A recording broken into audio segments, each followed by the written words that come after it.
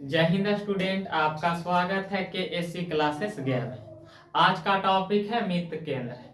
Video को अंत तक देखना। यदि क्लास पसंद आता है तो इस चैनल को सब्सक्राइब कर देना और कमेंट भी कर देना।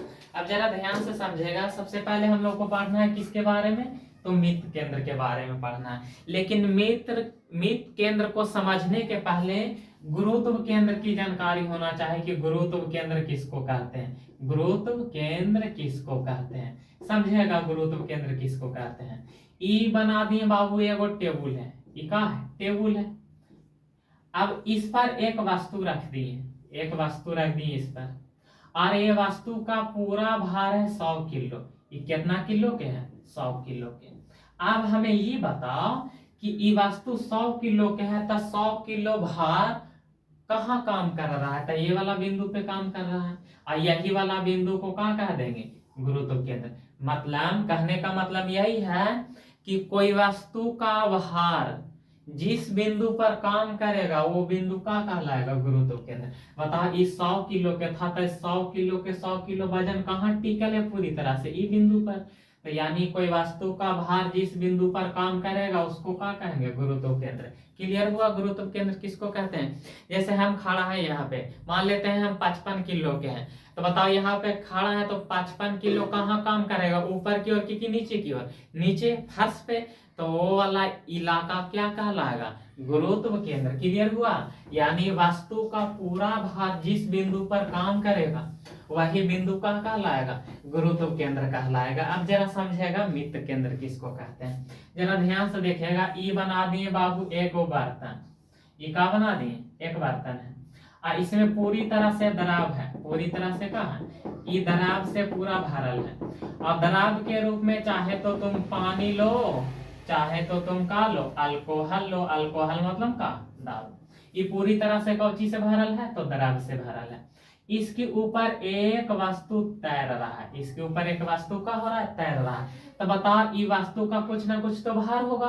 तो बताओ भार कहाँ काम करेगा, नीचे की ओर। और एक बात याद रखना कि गुरुत्व केंद्र हमेशा नीचे की ओर काम करता है। तो बताओ, एक कुछ ना कुछ भार होगा, तो एक भार कुछ ना कुछ होगा तो भार नीचे की ओर काम करेगा, और नीचे की ओर काम करेगा उसी को क्या कहते हैं, उसी को कहते हैं गुरुत्व केंद्र। उसी को क्या कहते हैं, गुरुत्व केंद्र कहते हैं। पहले ये बात क्लियर हुआ कि नहीं, बताओ। ये वस्तु पूरा भार कहाँ काम कर रहा होगा, ये वस्तु के नीचे की ओर, तो इसको क्या कहेंगे, गुरुत्व केंद्र कहेंगे। अब जरा ध्यान से समझेगा, ध्यान से समझेगा कि ये वस्तु तो तैर रहा है। यदि पानी धक्का कस की ये वस्तु को मार देगा, बताओ, पानी यदि कस की वस्तु को धक्का मारेगा तो वस्तु ऐसे रहेगा कि ऊपर नीचे होगा। जैसे पानी वाला जहाज सीधे नहीं चलता है, बल्कि पानी वाला जहाज इस तरह से ऊपर नीचे होकर चलता है। क्यों, क्योंकि पानी उस पर बल लगाता है, इसी वजह से ऊपर नीचे होकर चलता है। अब जरा समझेगा, अगर ये वस्तु पर पानी धक्का मार देगा, और धक्का मारेगा तो ये क्या होगा, ये वस्तु ऊपर नीचे होकर तैरेगा। तो उस कंडीशन में जब इस पर धक्का मारा, बल लगाया, तो वस्तु इस तरह से क्या होगा, तैरने लगा। तो बताओ, हमेशा गुरुत्व केंद्र सीधे बल लगाता है। तो बताओ, वस्तु तो इस तरह से झुकल है, लेकिन गुरुत्व केंद्र तो हमेशा सीधे बल लगाएगा। तो गुरुत्व केंद्र अब इधर की ओर बल लगाएगा। जरा समझेगा, गुरुत्व केंद्र इधर की ओर बल लगाएगा, इधर की ओर। और गुरुत्व केंद्र हमेशा कहाँ की ओर बल लगाता है, तो नीचे की ओर बल लगाता है। अब बताओ, ये बल लगाया कब, ये गुरुत्व केंद्र की दिशा कब बदला, जब पानिया एकरा पर धक्का मारा तब। तो इसी को भी कहेंगे गुरुत्व केंद्र। इसको भी क्या कहेंगे, इसको भी कहेंगे गुरुत्व केंद्र, गुरुत्व केंद्र कहेंगे। लेकिन एक बात याद रखना, अब समझेगा। अच्छा, ये बताओ, ये तो वस्तु स्थिर था, स्थिर था, तो ये कौची के गुरुत्व केंद्र कहलाएगा, वस्तु के गुरुत्व केंद्र कहलाएगा। अब बताओ, पानिया ई वस्तुआ पर धक्का मारा था, वस्तुआ हो गया तिरछा, तिरछा हो गया था, गुरुत्व केंद्र इधर की ओर काम करे लगा। तो बताओ, पानिया एकरा पर धक्का ना मारा, तो ई कौन कहलाएगा, ई दराब गुरुत्व केंद्र कहलाएगा। ये वास्तु गुरुत्व केंद्र काहे कहलाएगा, कहीं के वस्तु स्थिर था तो उस समय गुरुत्व केंद्र नीचे की ओर काम कर रहा था, तो ये वस्तु गुरुत्व केंद्र कहलाएगा।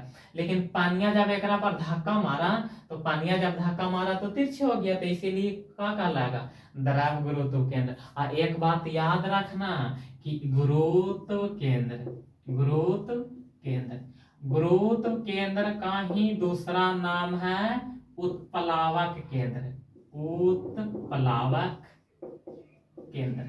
गुरुत्व केंद्र को ही और किस नाम से जानते हैं, तो गुरुत्व केंद्र को ही उत्प्लावक केंद्र के नाम से जानते हैं। ये दोनों का मतलब बात सेम है।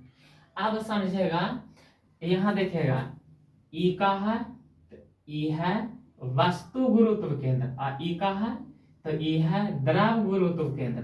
और दोनों एक दूसरे को जिस बिंदु पर काटेगा उसी को क्या कहेंगे, मित केंद्र। क्लियर हुआ, बातें समझ में आया। क्या बताएं, वस्तु के गुरुत्व केंद्र और द्रव के गुरुत्व केंद्र जिस बिंदु पर काटेगा उसको क्या कहेंगे, मित केंद्र कहेंगे। क्लियर हुआ। अब यहां से सबसे पहला पॉइंट क्या बनता है बताना जरा ध्यान से, यही बताना कि मित केंद्र ऊपर होता है कि नीचे होता है।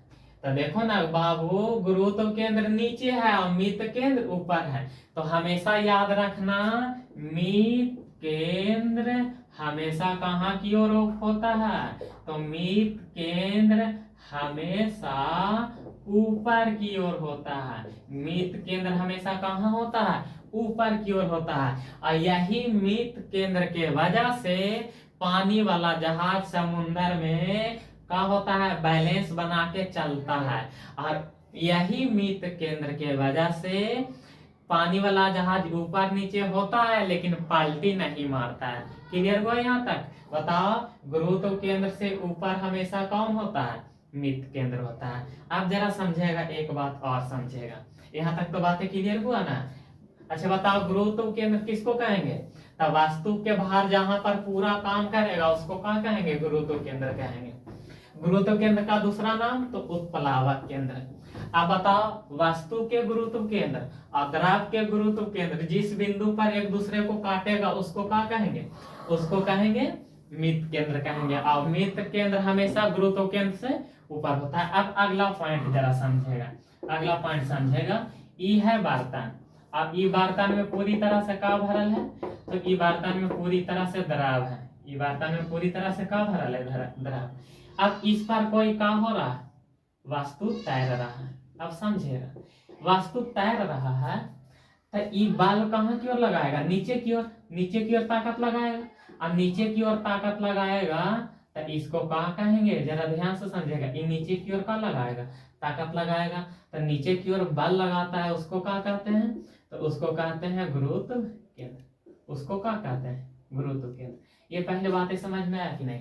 अब जरा ध्यान से देखेगा, तो ई वाला इलाका पर पूरा केकर बल हो, बल काम करेगा ई वाला इलाका पर, तो ये वस्तु है तो वस्तु के ताकत काम करेगा। अब बताओ जरा ध्यान से देखेगा, यहाँ ध्यान से देखेगा, इधर द्रव है, इधर भी द्रव है, द्रव है, यहाँ भी द्रव है, लेकिन वस्तु ताकत लगाएगा द्रव पर और द्रव ताकत लगाएगा नीचे वाला क्षेत्रफल पर। लेकिन ये वाला क्षेत्र में तो पूरी तरह से द्रव है, तो द्रव भी तो इस सब एरिया पर ताकत लगाएगा, द्रव भी तो ये सब एरिया पर ताकत लगाएगा। यहाँ द्रव है, ये भी तो द्रव इस सब एरिया पर क्या लगाएगा, ताकत लगाएगा। ताकत लगाएगा मतलब क्या लगाएगा बाबू, तो ताकत लगाएगा मतलब क्या लगाएगा, तो बल लगाएगा। तो उस कंडीशन में कौन ताकत लगा रहा था, वस्तु, तो इसको क्या कहेंगे, वस्तु गुरुत्व केंद्र। यहाँ पर ई वाला इलाका में ताकत कौन लगा रहा है, द्रव, तो इसको क्या कहेंगे, द्रव गुरुत्व केंद्र। अब यहाँ से एक ही बात समझाना चाहते हैं कि वस्तु के गुरुत्व केंद्र और द्रव के गुरुत्व केंद्र दोनों हमेशा क्या होता है, तो दोनों हमेशा ऊर्ध्वाधर होता है। ऊर्ध्वाधर उसको कहते हैं जो लंबवत होता है, सीधा होता है। देखो ना, यहाँ पर भी द्रव सीधे ना ताकत लगा रहा है यहाँ पे, और ये वस्तु भी सीधे ताकत लगा रहा है, एकदम सीधा। जैसे हम खड़ा हैं तो हम ऊर्ध्वाधर कहलाएंगे। बात एक समझ में आया। यहाँ से 2 पॉइंट याद रखना। पहला पॉइंट यही याद रखना, मित केंद्र हमेशा ऊपर की ओर होता है। दूसरा पॉइंट क्या याद रखना कि वस्तु के गुरुत्व केंद्र और द्रव के गुरुत्व केंद्र दोनों हमेशा क्या होता है, ऊर्ध्वाधर। ऊर्ध्वाधर कैसे, क्योंकि वस्तु भी लंबवत इस पर क्या डाल रहा है, बल, और दराब भी लंबवत बदल रहा है। लंबवत मतलब सीधा, सीधा मतलब ऊर्ध्वाधर। बातें समझ में आया। यदि पसंद आया क्लास तो इस चैनल को सब्सक्राइब कर देना और जरा दबा के शेयर भी कर देना।